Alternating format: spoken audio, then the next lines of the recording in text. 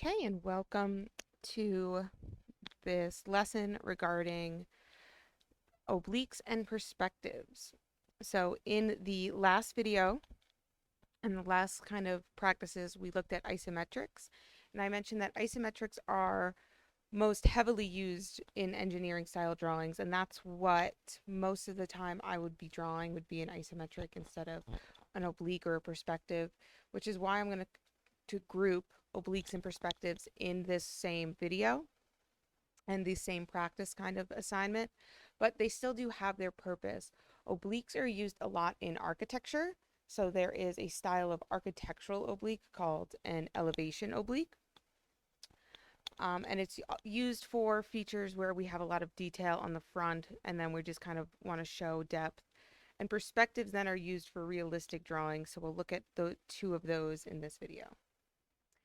So an oblique shows your front side of your object head on, just like it would be in an orthographic.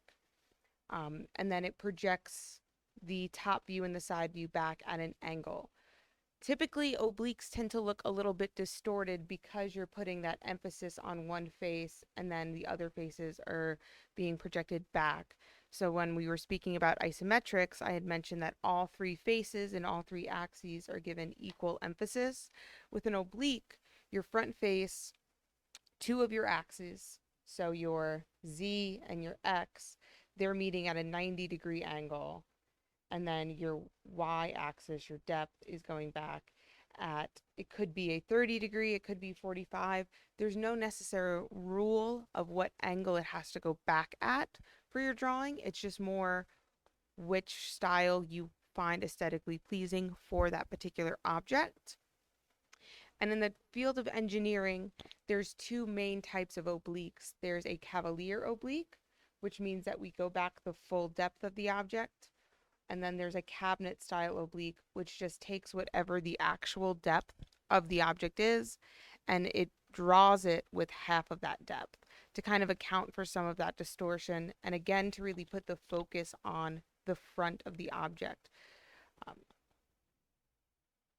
so how you would draw an oblique is you would first draw in a vertical 90-degree line and then you would add in your front face. So in this example, I'm just going to be drawing a little cube and I would just draw in the front face of my object and then I would project back at an angle. So in this example, I'm going to use a 45-degree angle, but remember I said it doesn't matter what angle you necessarily use as long as you are consistent with your angle. And what I mean by that is, since I went back here, I said 45, but to me that looks more like 30 visually, but who knows? I made this presentation a while ago. But so as long as I go back at an angle, I need to project all of my edges back at that same angle. So that's what I mean by being consistent with your angle as you draw. Then you'd establish what you want your depth to be. And then you can kind of carry lines over from where they meet. And so this would be a cube drawn as an oblique. Again, this angle, whether it's 30, 45, or even 60, is not going to be important as long as you're just consistent. So there's still the feature of parallel lines is still heavily present in an oblique drawing. All my vertical lines are parallel to each other. All of these horizontal lines are parallel, and all of these angled lines are parallel. So that's still a very important concept when it comes to an oblique drawing. So some tips for obliques is to always use your triangle. And again, when we're using one of our triangles, we want to make sure we have it flat against our T-square and that we keep our T-square flat against our board. You heard me say it probably about 57 times already. And now you're hearing me say it again because it is a very important concept that you need to make sure you're following along with for your drawings. Using guidelines is also very helpful for obliques. And again, make sure you're trying to draw your guidelines as light as possible. I use a similar kind of drawing style for obliques that I do with isometrics and even for orthographics where I create just overall bounding boxes and then I carve my part or my piece out of that overall bounding box. So I find that subtractive method of drawing just extremely helpful when it comes to drafting. Make sure you're drawing everything lightly with your guidelines, and then you can go over more heavily or trace around. And then you can even use shading to help show differences in sides, similar to your isometrics. If you want to add in some shading to kind of help show the difference between faces, that is something you can add. And then the last style of three-dimensional drawing that we'll look at in this course is a perspective.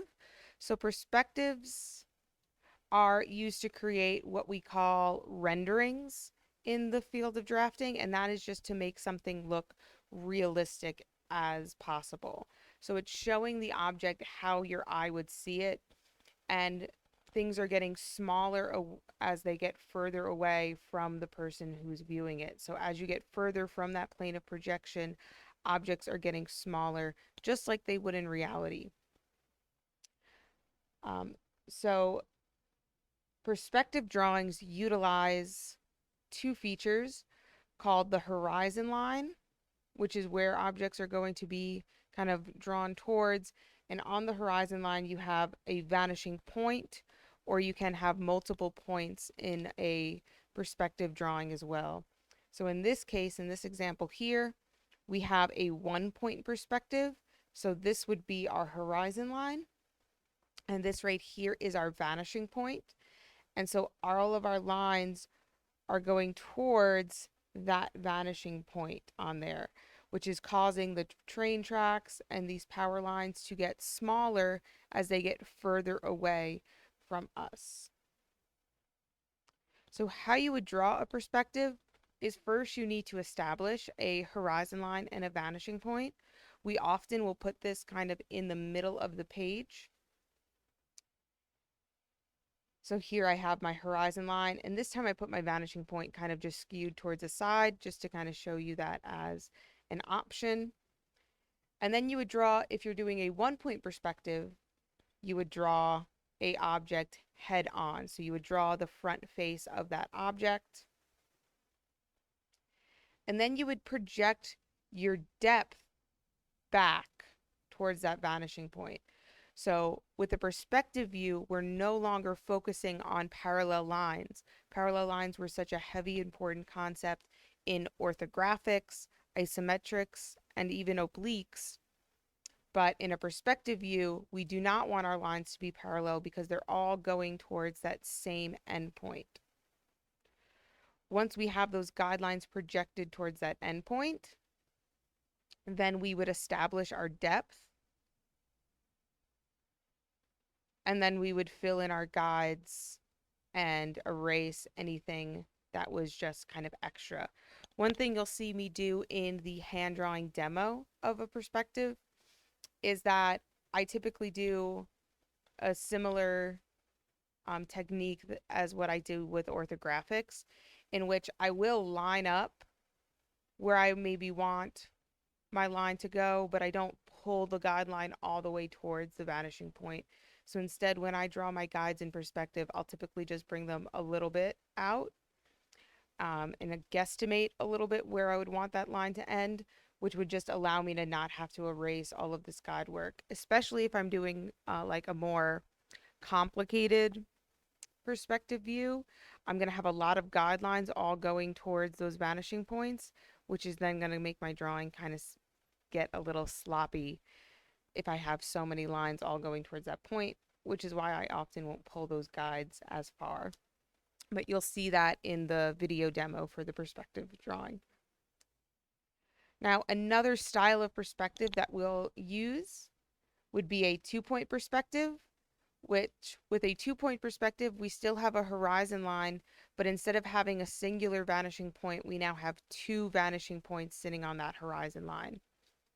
So then when I start a 2-point perspective, instead of drawing the front face, I just start with a front corner of the object.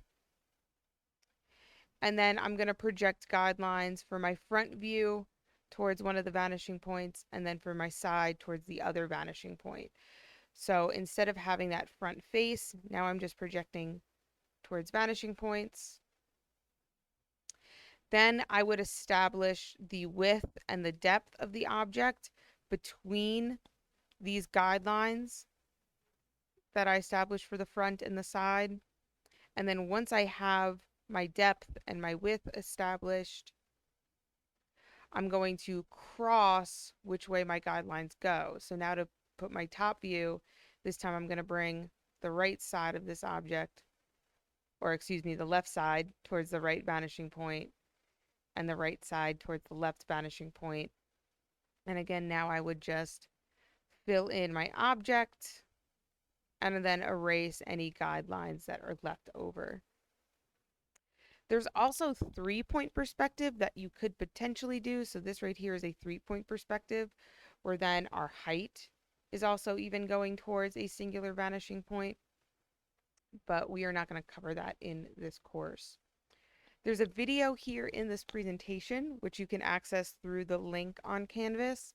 However, I noticed in a previous video that I tried to record that if I try to play YouTube videos within the recording, the recording tends to get a little wonky and the video doesn't play correctly. So you do have access to this video link if you would like to watch through it, just to kind of go over some of those concepts and demos regarding perspectives. So let me exit out of presenting and then kind of just give you a brief overview of what you'll be working on next. So again, you can access that PowerPoint right through here.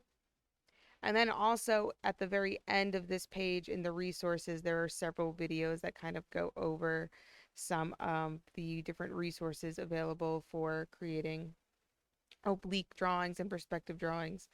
But similar to our orthographics and our isometrics, there is a link to a Google Doc that has a couple of different practices for you to do.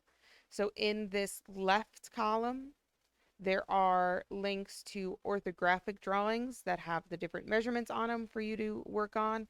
So this will go over the shape that you're going to be creating. And it has all of the measurements there. In the middle column, there is a link to a 3D model of the object. So if you wanted to kind of look at it and spin it around, or maybe you're unsure about some of the measurements that might be in the drawing file, so you can use the measure tool here. If you click on it, you can measure how much it is from one point to another one, and it'll tell you that this is 1.5 inches. And then in the very right column is a link to a video tutorial. I have this one recorded. I just didn't upload it to YouTube yet for some reason. But you can just open up this one and I'll pause it before it starts. And so then there's a little video walkthrough that just goes over how I would approach making this object as an oblique, where I talk my way through it. And what I recommend you do is you can either watch through these videos before starting it yourself. Just watch through the video in its entirety and then approach the drawing itself, and even then help use it as like a follow along. And maybe once you get a little more comfortable with doing an oblique, you can just kind of fast forward to the end and see what my end result looks like to check your work. A thing to keep in mind with these three that are obliques is that you don't necessarily have to use the same style oblique that I do. So as we mentioned in the presentation, that there are cavalier obliques and there are cabinet obliques. So I do a mix of both of them in those three practices, but you can do either or. And you don't even have to use the same angle I use. So I use 30 degrees in some of them. I use 45 degrees in others.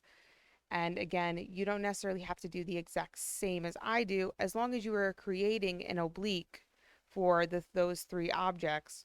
Whether or not you do them as cavalier obliques or cabinet obliques is up to you. And whether or not you use a 30-degree angle or a 45-degree angle is up to you, as long as you're consistent with the angle within that one singular drawing. So that is your assignment for this lesson.